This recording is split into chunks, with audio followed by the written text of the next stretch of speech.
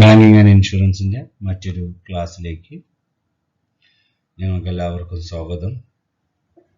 ഇന്ന് നമ്മൾ ഡിസ്കസ് ചെയ്യുന്ന ടോപ്പിക്സുകളാണ് laws relating to life insurance, IRDA, powers and functions of IRDA. Exam oriented ആയിട്ടാണ് ഞാൻ ഇതിൽ നോട്ടുകളൊക്കെ ഇത് പ്രിപ്പയർ ചെയ്തിട്ടുള്ളത്. അപ്പോൾ ഇത് ജസ്റ്റ് പഠിച്ചാൽ മതി. ഓക്കെ, ഇപ്പോൾ നമ്മൾ നേരിട്ട് ടോപ്പിക്കിലേക്ക് മൂവ് ചെയ്യാം. അതിലാദ്യമായിട്ടും 5 പ്രധാനപ്പെട്ട നിയമങ്ങളാണ് നമ്മളുടെ ഇൻഷുറൻസുമായി റിലേറ്റഡ് ആയിട്ട് ഇന്ത്യയിൽ നിലനിൽക്കുന്നത്. അപ്പോൾ ഇത് മാത്രമാണ് നമ്മൾ എക്സാം ഓറിയൻറ്റഡ് ആയിട്ട് പഠിച്ചാൽ മതി. 5 പ്രധാനപ്പെട്ട നിയമങ്ങൾ പഠിച്ചാൽ മതി. അതിൽ ഒന്നാമത് ഇൻഷുറൻസ് ആക്ട് 1938, അതുപോലെ തന്നെ the life insurance corporation act 1956, അതുപോലെ general insurance business nationalisation act 1972, Marine Insurance Act 1963, Insurance Regulatory and Development Authority Act 1999. അപ്പോൾ ഇൻഷുറൻസ് ആക്ട് 1938, ഈ ആക്ട് ബ്രിട്ടീഷുകാരാണ് കൊണ്ടുവന്നത്. ബ്രിട്ടീഷുകാർ കൊണ്ടുവന്നതിന് ശേഷം IRDA ഇന്ത്യയിൽ നിലവിൽ വന്നതിന് ശേഷം രാജ്യത്തിൻ്റെ ഇൻഷുറൻസിൻ്റെ സ്ട്രക്ചർ ഒരുപാട് മാറ്റം വരുത്തുന്നതിന് വേണ്ടിയിട്ട് ഈ ആക്ട്, ഇൻഷുറൻസ് ആക്ട് 1938 ഒരുപാട് പ്രാവശ്യം അമെൻമെൻറ്റിന് വിധേയമായി. ഈ ആക്ടിലൂടെ പ്രധാനമായിട്ടും ഇൻഷുറൻസ് കമ്പനികൾക്ക് കൊടുക്കുന്ന ലൈസൻസ്, അതുപോലെ തന്നെ അവരുടെ രജിസ്ട്രേഷൻ സർട്ടിഫിക്കറ്റ്സ്, അതുപോലെ തന്നെ monitoring compliance with the provisions of the act, ഈ ആക്ട് പ്രകാരമുള്ള റൂൾസ് ആൻഡ് റെഗുലേഷൻസ് ഒക്കെ പാലിക്കുന്നുണ്ടോ എന്നത് മോണിറ്റർ ചെയ്യുക. ഇഷ്യൂയിങ് ഡയറക്റ്റീവ്സ്, ഇൻഷുറൻസ് കമ്പനികൾക്ക് നിർദ്ദേശങ്ങൾ, അവരുടെ രജിസ്ട്രേഷൻ, ലൈസൻസിങ് ഓഫ് ഏജൻറ്റിൻ്റെ licensing of surveyor and loss assessor, അതുപോലെ തന്നെ നമുക്ക് എന്തെങ്കിലും നഷ്ടം സംഭവിച്ചു കഴിഞ്ഞാൽ അത് അസസ് ചെയ്യുന്ന ആളുകൾ, അസസർ, അതുപോലെ തന്നെ സർവേയർമാർ, ഇവരെ എല്ലാ കാര്യങ്ങളും ഈ ആക്ടിൻ്റെ പരിധിയിലാണ് വരുന്നത്. അപ്പോൾ ഇൻഷുറൻസ് ആക്ട് 1938 നോക്കുക. ഇന്ത്യയിലെ ആദ്യത്തെ നിയമമാണെങ്കിൽ പറയാം, ബ്രിട്ടീഷുകാരാണ് കൊണ്ടുവന്നിട്ടുള്ളത്. ഈ ആക്ട് നിരവധി അമെൻമെൻറ്റുകൾക്ക് വിധേയമായിട്ടുണ്ട്. ഈ ആക്ടിൻ്റെ പരിധി എന്ന് പറയുന്നത്, ഈ ആക്ട് കവർ ചെയ്യുന്നത് ഒരു ഇൻഷുറൻസ് കമ്പനിയുടെ ലൈസൻസ്, അത് രജിസ്ട്രേഷൻ സർട്ടിഫിക്കറ്റ്, അതുപോലെ തന്നെ ഈ ആക്ട് പ്രകാരം ഇൻഷുറൻസ് കമ്പനികളെല്ലാം ഫങ്ഷൻ ചെയ്യുന്നുള്ളത്, മോണിറ്ററിങ് ചെയ്യുന്നത്, അതുപോലെ തന്നെ ഏജൻറ്റിൻ്റെ ലൈസൻസ്, അതുപോലെ തന്നെ സർവേയേഴ്സ്, അതുപോലെ തന്നെ അസസർ, ഇവരുമായൊക്കെ ബന്ധപ്പെട്ടിട്ടാണ് ഈ ആക്ട് കിടക്കുന്നത്. ഓക്കെ, ഇനി നമ്മൾ രണ്ടാമത് പറയുന്ന ആക്ടാണ് life insurance corporation of India. Indian insurance ചരിത്രത്തിലെ ഒരു നാഴികക്കല്ലാണ് 1956 ഈ ലൈഫ് ഇൻഷുറൻസ് കോർപ്പറേഷൻ ആക്ട്. കാരണം 1956 വരെ ഇന്ത്യയിൽ ലൈഫ് ഇൻഷുറൻസ് ഡീൽ ചെയ്തിരുന്ന പലതരത്തിലുള്ള പ്രൈവറ്റ് കമ്പനികളായിരുന്നു. അതുകൊണ്ട് തന്നെ നിരവധി കസ്റ്റമേഴ്സ് ചീറ്റ് ചെയ്യപ്പെട്ടിരുന്നു. അതുകൊണ്ട് ഗവൺമെൻറ് ഓഫ് ഇന്ത്യയുടെ ഇനീഷ്യേറ്റീവിലായിരുന്നു 1956 ലൈഫ് ഇൻഷുറൻസ് കോർപ്പറേഷൻ ആക്ട് വന്നത്. നോക്കുക, in India the life insurance business was nationalized in 1956, eliminating all private management. 1956 government ഈ മേഖലയിലേക്ക് വൻ ശക്തിയോടെ വരുന്നതുകയും അന്ന് നിലനിന്നിരുന്ന ഒരുപാട് പ്രൈവറ്റ് കമ്പനികളെ എലിമിനേറ്റ് ചെയ്യുകയും ചെയ്തു. രണ്ടാമത്, ഈ company the government of India constituted A statutory corporate ആണ്.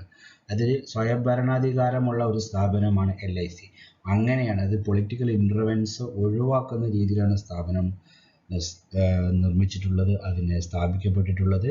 Life insurance of India under LIC act 1956 ഒരു സ്റ്റാറ്റ്യൂട്ടറി കോർപ്പറേറ്റ് ആണ്.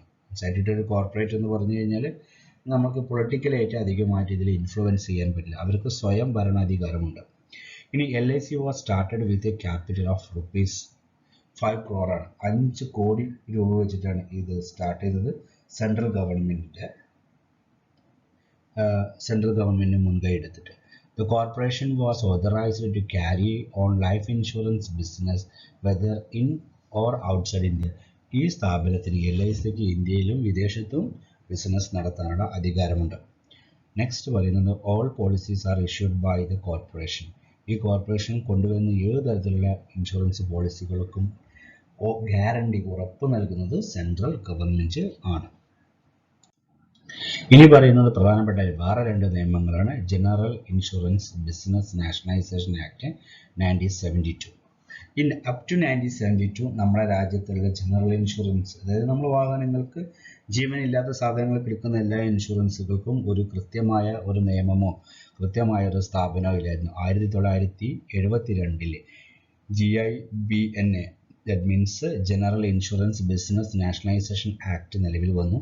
ഒരുപാട് പ്രൈവറ്റ് കമ്പനികൾ, നിങ്ങൾക്കിത് കാണാൻ പറ്റും, ഏകദേശം 107 പ്രൈവറ്റ് കമ്പനികളാണ് എന്ത് ചെയ്യുന്നത്, ഈ ഒരു ഉദ്യമത്തിൽ നിന്ന് പുറത്താവുന്നത്. ഈ GIC വരുമ്പോൾ പുറത്താവുന്നത് ഏകദേശം ഇത്രയും കമ്പനികളാണ്. എന്നിട്ട് ഗവൺമെൻറ് എന്ത് ചെയ്യുന്നു, ഒരു സ്ഥാപനം ഫോം ചെയ്യുന്നു. ആ സ്ഥാപനത്തിൻ്റെ പേരാണ് general insurance corporation of India. General insurance corporation of India എന്ത് ചെയ്തു, സ്ഥാപിതമായി ഇന്ത്യയിലെ ജനറൽ ഇൻഷുറൻസ് ഡീൽ ചെയ്യാൻ വേണ്ടിയിട്ട്. കൂടാതെ അവർക്കൊപ്പം തന്നെ 4 സബ്സിഡറി കമ്പനീസ്, 4 സബ്സിഡറി കമ്പനീസ് വന്നു. ഇവരടക്കമാണ് എന്ത് ചെയ്യുന്നത്, നമ്മളുടെ ബിസിനസ്, ജനറൽ ഇൻഷുറൻസ് ബിസിനസ് ഇന്ത്യയിൽ കൂടുതൽ ചെയ്യുന്നു. പ്രൈവറ്റ് കമ്പനികൾ ഇപ്പോഴുണ്ട്, പക്ഷേ government general insurance corporation of ഇന്ത്യയുടെ കീഴിൽ പ്രധാനമായും 4 സബ്സിഡറി കമ്പനികളാണ് വർക്ക് ചെയ്യുന്നത്. അപ്പോൾ അത് വളരെ ഇമ്പോർട്ടൻ്റ് ആയിട്ടുള്ള ഒന്നാണ്. ഇനി നമ്മൾ പറയുന്നത് മറൈൻ ഇൻഷുറൻസ് ആക്ട് 1963. നമ്മൾക്കറിയാം, ചരക്ക് ഗതാഗതത്തിന് ഏറ്റവും കൂടുതൽ ഉപയോഗിക്കുന്ന, വിദേശ രാജ്യത്ത് നിന്ന് നമുക്ക് കൂടുതൽ സാധനങ്ങൾ കൊണ്ടുവരാനും വിദേശ രാജ്യത്തിലേക്ക് സാധനങ്ങൾ കൂടുതൽ കൊണ്ടുപോകുവാനും അതുപോലെ ഇങ്ങോട്ട് കൊണ്ടുവരുവാനും നമ്മൾ ഏറ്റവും കൂടുതൽ ഉപയോഗിക്കുന്നത് കപ്പലിനെയാണ്, ഷിപ്പിനെയാണ്. കാരണം കോസ്റ്റ് കുറവാണ്, പക്ഷേ അത് കൊണ്ടുപോകുന്നത് വളരെ അപകടമാണ്. കപ്പൽ യാത്രയിൽ പലതരത്തിലുള്ള അപകടങ്ങൾ സംഭവിക്കാം. അതുകൊണ്ട് തന്നെ ഇൻഷുറൻസ് നിർബന്ധമാണ്. അങ്ങനെ 1963 രാജ്യത്ത് ഒരു പുതിയ മറൈൻ ഇൻഷുറൻസ് ആക്ട് നിലവിൽ വന്നു. പ്രധാനമായിട്ടും നമുക്കറിയാൻ പറ്റും, the act regulates various aspect of marine insurance. ഇത് പ്രധാനമായിട്ടും മറൈൻ ഇൻഷുറൻസുമായി ബന്ധപ്പെട്ടിട്ട് എല്ലാ തരത്തിലുള്ള കാര്യങ്ങളും എന്ത് ചെയ്യുന്നു, ഡീൽ ചെയ്യുന്നുണ്ട്. ഓക്കെ, ഇത്രയും കാര്യങ്ങളാണ് നമ്മൾ നോക്കേണ്ടത്. പിന്നെ പ്രധാനമായിട്ടും ഈ കപ്പലിൽ കൊണ്ടുപോകുന്ന കപ്പലിന് ഇൻഷുറൻസ് കൊടുക്കണം. അതുപോലെ തന്നെ കപ്പലിലുള്ള ഗുഡ്സ്, പിന്നെ അതർ മൂവബിൾസ് ആയിട്ടുള്ള സാധനത്തിനും ഇൻഷുറൻസ് കവർ ചെയ്യുന്നതാണെന്ന്. അപ്പോൾ ഇത് വളരെയധികം ഷിപ്മെൻറ്റിൽ വളരെ വലിയൊരു നേട്ടമായിട്ടാണ് ഈ ആക്ടിൽ നമുക്ക് കാണാൻ പറ്റുന്നത്. ഓക്കെ, അപ്പോൾ ഇത് നമ്മൾ നിർബന്ധമായിട്ടും നിങ്ങൾ എന്ത് ചെയ്യണം, പഠിക്കണം. അപ്പോൾ 4 ആക്ടുകൾ നമ്മൾ പഠിച്ചു. ഒന്ന് LIC, GIC, marine insurance and insurance act. ഇനി ഏറ്റവും അവസാനം പറയുന്ന അടുത്തൊരു ഇമ്പോർട്ടൻ്റ് ആയ ഇന്ത്യൻ ഇൻഷുറൻസ് ബിസിനസ് സെക്ടറിൽ ഏറ്റവും ഇമ്പോർട്ടൻ്റ് ഒരു ആക്ടായിരുന്നു IRDA act, insurance regulatory and development authority act 1999. ഈ ആക്ടിൻ്റെ ഒരു പ്രധാനപ്പെട്ട ലക്ഷ്യം എന്ന് പറയുന്നത്, ഇൻഷുറൻസ് മേഖലയിൽ ഒരുപാട് വഞ്ചന, കസ്റ്റമേഴ്സിനെ പറ്റിക്കുന്നൊരു പ്രവണത വരികയും ഇൻഷുറൻസ് വിചാരിച്ച രീതിയിൽ ഇന്ത്യയിൽ വികാസം പ്രാപിക്കാതായപ്പോഴാണ് ഗവൺമെൻറ് ഓഫ് ഇന്ത്യ 1999 IRDA എന്ന് പറയുന്ന ഒരു സ്ഥാപനത്തെ കൊണ്ടുവന്നത്. ആ സ്ഥാപനത്തിനെ ഭരിക്കാനുള്ള അധികാരം നൽകുന്ന ആക്റ്റാണ് insurance regulatory development authority act, IRDA. IRDA എന്ന് വരുമ്പോൾ insurance regulatory and development authority of ഇന്ത്യയാണ് IRDA എന്ന് വരുന്നത്. അപ്പോൾ ഇവരുടെ പ്രധാനപ്പെട്ട ഒരു ലക്ഷ്യം എന്ന് പറഞ്ഞാൽ, ഇന്ത്യയിലെ ഇൻഷുറൻസ് ബിസിനസ് വളരെ മോശമായിരുന്നു, കസ്റ്റമേഴ്സിനെ ചീറ്റ് ചെയ്യപ്പെടുകയും ചെയ്തു. അപ്പോൾ ഇവരെ 2 കാര്യം, ഇന്ത്യയിലെ ഇൻഷുറൻസ് ബിസിനസ് വളർത്തണം, രണ്ടാമത് കസ്റ്റമേഴ്സിനെ പ്രൊട്ടക്റ്റ് ചെയ്യണം. ഇത് രണ്ടാണ് അവരുടെ പ്രധാനപ്പെട്ട ഒബ്ജക്റ്റീവ്സ് എന്ന് പറയുന്നത്. നമുക്ക് ഇവിടെ കാണാൻ പറ്റും, the regulatory body created with the aim of protecting the policy holders interest, അവരുടെ താല്പര്യങ്ങൾ സംരക്ഷിക്കുക. രണ്ടാമത് നമ്മോട് പറഞ്ഞത് എന്താണ്, it is also regulate and see the development, നോക്കുക വളരെ ഇമ്പോർട്ടൻ്റ് ആണ്, ഡെവലപ്മെൻറ്റ് ഓഫ് ഇൻഷുറൻസ് ഇൻഡസ്ട്രിയുടെ ഡെവലപ്മെൻറ്റ് ഇന്ത്യയിൽ. പിന്നെ well monitoring the insurance related ആക്ടിവിറ്റീസിന് വേണ്ടി ഇന്ത്യയിലെ ഇൻഷുറൻസ് റിലേറ്റഡ് ആക്ടിവിറ്റീസിനെ നിയന്ത്രിക്കുക. ഇതും വളരെ ഇമ്പോർട്ടൻ്റ് ആണ്, അതും നമ്മൾ നോക്കണം. അതായത് monitoring insurance related activities in ഇന്ത്യയിലെ ഇൻഷുറൻസ് ആക്ടിവിറ്റീസ് എന്ത് ചെയ്യുക, റെഗുലേറ്റ് ചെയ്യുക എന്നതാണ് പ്രധാനമായിട്ടും എന്ത് ചെയ്തത് ഇവരുടെ ലക്ഷ്യം എന്ന് പറയുന്നത്. അപ്പം IRDAയുടെ പ്രധാനപ്പെട്ട ലക്ഷ്യം എന്ന് പറഞ്ഞത് ഇത്രയും കാര്യങ്ങളാണ്. ഒന്ന്, to protect the interest of policy holder, to develop insurance business in India, to monitoring the activities of insurance company in India. Okay, ഇനി പ്രധാനമായിട്ട് നമ്മൾ ഇന്ന് പഠിക്കുന്നത് സെക്ഷൻ 14 പ്രകാരം IRDA ആക്ട് പ്രകാരം IRDAക്ക് കുറച്ച് ഡ്യൂട്ടീസ് ഉണ്ട്, അതുപോലെ തന്നെ പവർ ഉണ്ട്, ഫങ്ഷൻസ് ഉണ്ട്. അപ്പോൾ പവറും ഫങ്ഷൻസും കൂടി ഒരുമിച്ചാണ് നമ്മൾ പഠിക്കുന്നത്. പവറും ഫങ്ഷൻസ് ഡ്യൂട്ടീസ് ഇത്രയും കാര്യങ്ങൾ. അതിൽ നമ്മുടെ ഡ്യൂട്ടീസ് ഓർ പവറാണ് ഫസ്റ്റ് നമ്മൾ ഡിസ്കസ് ചെയ്യുന്നത്. നോക്കുക, ആദ്യമായിട്ട് registering and regulating insurance company, insurance കമ്പനിയുടെ രജിസ്ട്രേഷൻ, അതുപോലെ തന്നെ ആ കമ്പനിയുടെ നിയന്ത്രണം. രണ്ടാമത് protecting the policy holders interest, നമ്മൾ പറഞ്ഞാലേ പോളിസി ഹോൾഡേഴ്സിന് ഇൻട്രസ്റ്റ് പ്രൊട്ടക്റ്റ് ചെയ്യുക. അതുപോലെ തന്നെ licensing and establishing norms for the insurance intermediaries.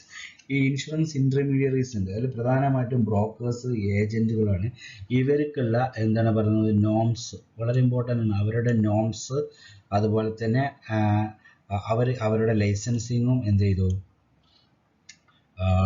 ഇവരുടെ കീഴിൽ കൊണ്ടുവന്നു, IRDAയുടെ നിയന്ത്രണത്തിൽ കൊണ്ടുവന്നു. അപ്പോൾ ഈ കാര്യങ്ങളും നമ്മൾ എന്ത് ചെയ്യണം, പഠിക്കണം. പിന്നെ പറയുന്നത് അടുത്തത് promoting the professional organisation in insurance. ഈ ഇൻഷുറൻസിൽ വലിയ പ്രൊഫഷണൽ ഓർഗനൈസേഷൻ ഉണ്ടെങ്കിൽ മാത്രമേ പുതിയ പുതിയ ഇൻഷുറൻസ് പോളിസികൾ വരികയും രാജ്യത്ത് എല്ലാവരും ഇൻഷുറൻസിൻ്റെ കീഴിൽ വരികയും ചെയ്യുകയുള്ളൂ, അല്ലേ? അപ്പം നമുക്കറിയാൻ പറ്റും, ഇപ്പോൾ ഞാൻ ആദ്യം പറഞ്ഞിരുന്നു ഈ ആൾ മരിച്ചാൽ മാത്രമേ പൈസ കിട്ടുള്ളൂ. ആ രീതിയിലൊക്കെ ആയതുകൊണ്ടാണ് ഇൻഷുറൻസ് തീരെഞ്ചിൽ മൂവ് ചെയ്യുന്നത്.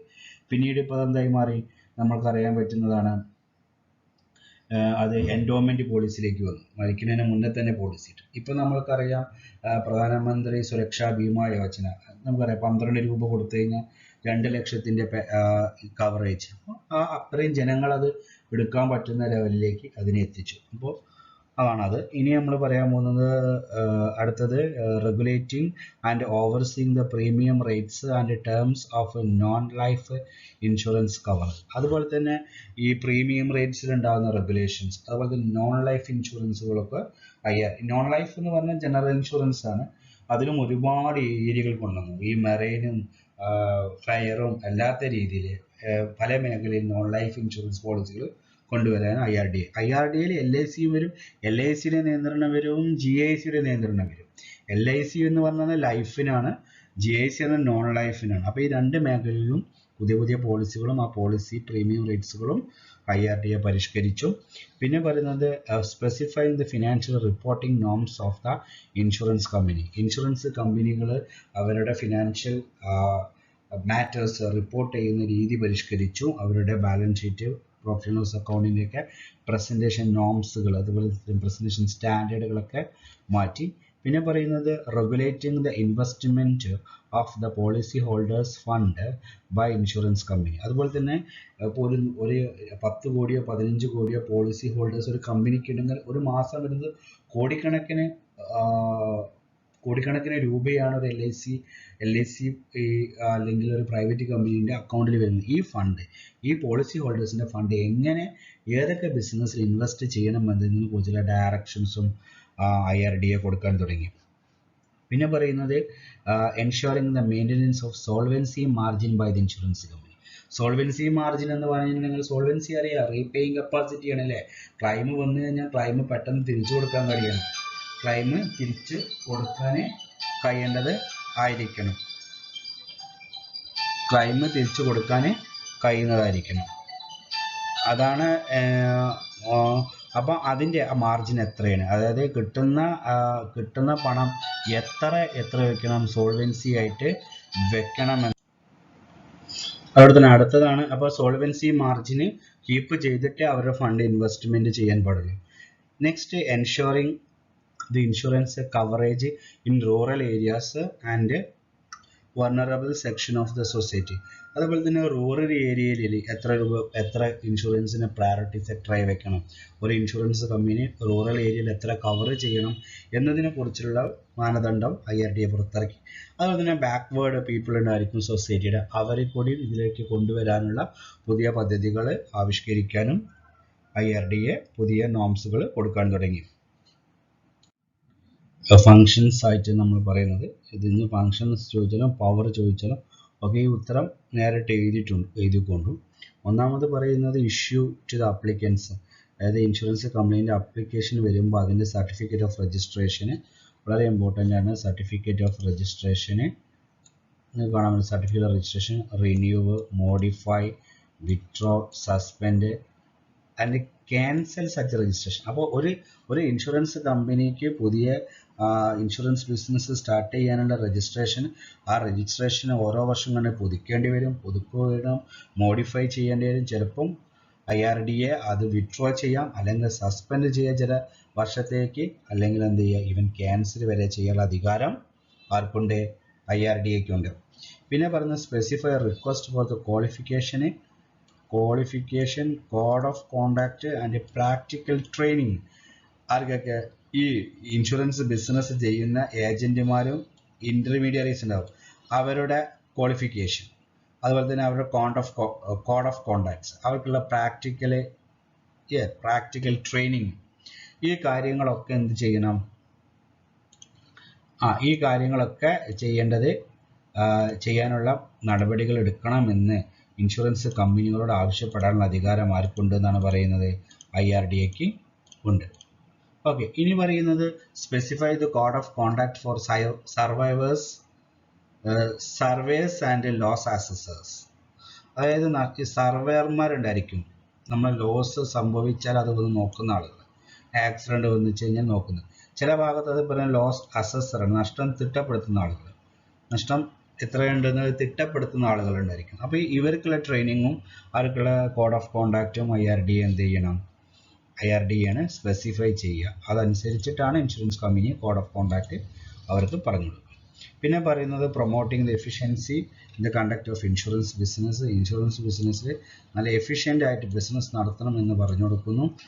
Promoting regulating professional organisation connected with the insurance and reinsurance business. അതായത് പ്രൊഫഷണൽ ഓർഗനൈസേഷൻ ഈ മേഖലയിൽ വരണം, എന്നാലാണ് പലതരത്തിലെ പുതിയ പോളിസികൾ കൊണ്ടുവരുവാനും സാധിക്കുകയുള്ളൂ. അതുപോലെ തന്നെ റീഇൻഷുറൻസ് ബിസിനസ്സിലും അത് അത്യാവശ്യമാണ്. പിന്നെ പറയുന്നത് undertaking the inspection and conducting enquiries and investigation. അതുപോലെ തന്നെ എൻക്വയറീസ് ആൻഡ് ഇൻവെസ്റ്റിഗേഷൻസ്, ഇതും വളരെ ഇമ്പോർട്ടൻ്റ് ആയിട്ടുള്ളൊരു ഏരിയയാണ്. അതിന് വേണ്ടിയിട്ടുള്ള IRDAക്ക് അതിനുള്ളൊരു പവർ ഉണ്ട്. അതായത് ഈ ഇൻഷുറൻസ് കമ്പനിയിൽ ചെന്നിട്ട് എൻക്വയറീസ് നടത്താനും ഇൻവെസ്റ്റിഗേഷൻ നടത്താനൊക്കെ. ഇനി പറയുന്നത് control and regulation rates, advantages, terms and conditions. അതുപോലെ തന്നെ ഈ കമ്പനികളുടെ റേറ്റുകൾ ഉണ്ടായിരിക്കും, ഓരോ പ്രീമിയം റേറ്റ്സ്, അതുപോലെ തന്നെ ഓരോ പോളിസിയുടെ ടേംസ് ആൻഡ് കണ്ടീഷൻസ്. ഇതിനൊക്കെ ആർക്ക് കൺട്രോൾ ചെയ്യാൻ പറ്റും? IRDAക്ക് കൺട്രോൾ ചെയ്യാൻ പറ്റും. അതുപോലെ തന്നെ regulating the investment fund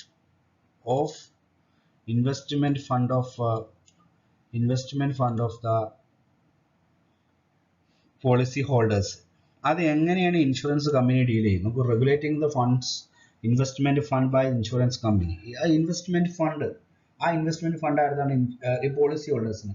അതെങ്ങനെയൊക്കെ invest ചെയ്യണം എന്നതിന്റെ മാർഗനിർദ്ദേശം IRDA ആണ് ഇൻഷുറൻസ് കമ്പനിക്ക് കൊടുക്കുക. ലാസ്റ്റ് വന്ന് regulating the maintenance of the margin of safety. നമുക്ക് മാർജിൻ ഓഫ് സേഫ്റ്റി എന്ന് പറഞ്ഞു കഴിഞ്ഞിട്ടുണ്ടെങ്കിൽ ഇൻഷുറൻസ് കമ്പനി കിട്ടുന്ന എല്ലാ തുകയും കൊണ്ടുപോയിട്ട് ഇൻവെസ്റ്റർ എടുക്കാനൊന്നും പറ്റില്ല. എപ്പോഴാണ് ക്ലൈം റിക്വയർമെന്റ് ഉണ്ടാകുക എന്ന് പറയാൻ പറ്റില്ല.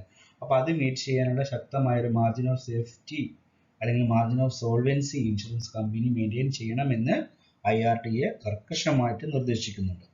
ഇനി പറയുന്നത് supervision and functioning of tariff advisory committee. ഇതിലൊക്കെ ചിലപ്പോൾ ടാക്സുകൾ വരാറുണ്ട്, കാലിഫോർണിയ ടാക്സ്. അതുമായി ബന്ധപ്പെട്ടിട്ടുള്ള എല്ലാ അഡ്വൈസറി നൽകാനും IRDAക്ക് അധികാരമുണ്ട്. ഓക്കെ, ഇത്രയും കാര്യം നമ്മൾ IRDAയുടെ പവർ, ഫങ്ഷൻസ്, ഡ്യൂട്ടീസ് ഒക്കെ നമ്മൾ പഠിച്ചു. അതിന് കഴിഞ്ഞ പുതിയൊരു ടേമാണ് ബാൻക അഷുറൻസ്. ബാൻക അഷുറൻസ് എന്ന് പറഞ്ഞു കഴിഞ്ഞാൽ ഇത് ലാസ്റ്റ് സെന്റൻസ് നോക്കുക. The selling of life assurance and other insurance products and services by banking institution. Banking ഇൻസ്റ്റിറ്റ്യൂഷനിലെ ബാങ്കേഴ്സിൻ്റെ കസ്റ്റമേഴ്സിന് ഇൻഷുറൻസ് പ്രോഡക്റ്റ് സെയിൽ ചെയ്യുന്ന ഒരു രീതിയാണ് ഇത്. ഓക്കെ, അപ്പോൾ ഇത് നന്നായിട്ട് വായിച്ച് നോക്കുക. വായിച്ച് നോക്കി ഡൗട്ട്സ് ഉണ്ടെങ്കിൽ ചോദിക്കുക. എന്തായാലും റെക്കോർഡ് ചെയ്യുമ്പോൾ ചിലപ്പോൾ സ്ലിപ്പ് ഓഫ് ടങ്സ് അല്ലെങ്കിൽ പുറത്തുനിന്നുള്ള നോയ്സൻസ് വരാവും. അപ്പോൾ അതൊക്കെ നിങ്ങൾ ക്ഷമിക്കുക. ഓക്കെ, ഇപ്പോൾ ഇതിൻ്റെ സാഹചര്യത്തിൽ ഇങ്ങനെ ഇത് ചെയ്യാൻ പറ്റുള്ളൂ. 2-3 പ്രാവശ്യം വായിച്ചിട്ട് ഇതിൽ സംശയം ഉണ്ടെങ്കിൽ ചോദിക്കുക. നിങ്ങളെ സഹകരണം വളരെ ഇമ്പോർട്ടൻ്റ് ആണ്. എല്ലാവരും ഇത് കാണണം, എന്നിട്ട് ഡൗട്ട് ഉണ്ടെങ്കിൽ നോക്കണം. പിന്നെ ഇത് നിങ്ങളെ സ്റ്റഡി മെറ്റീരിയൽസ് അതിനേക്കാളും കൂടുതൽ ഇതിലുള്ളത് എഴുതിയിരിക്കാൻ നോക്കുക. Okay, thank you very much.